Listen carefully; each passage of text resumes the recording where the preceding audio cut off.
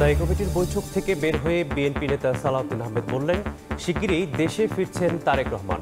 সব সহযোগিতা করতে প্রস্তুত সরকার, জানালেন আইন উপদেষ্টা। বেগম জিয়ার চিকিৎসায় এভার কেয়ারে চীনের প্রাথমিক মেডিকেল টিম। মূলদল আসবে আজ।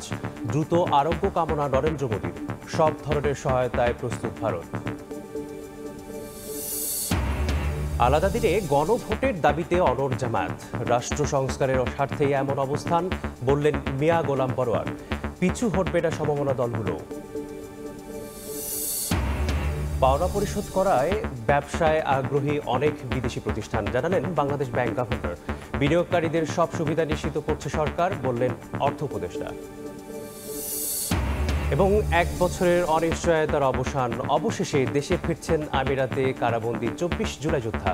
স্বজনদের স্বস্তি, শিগগিরই ফেরানোর প্রক্রিয়া শুরু হবে, জানালেন উপদেষ্টা।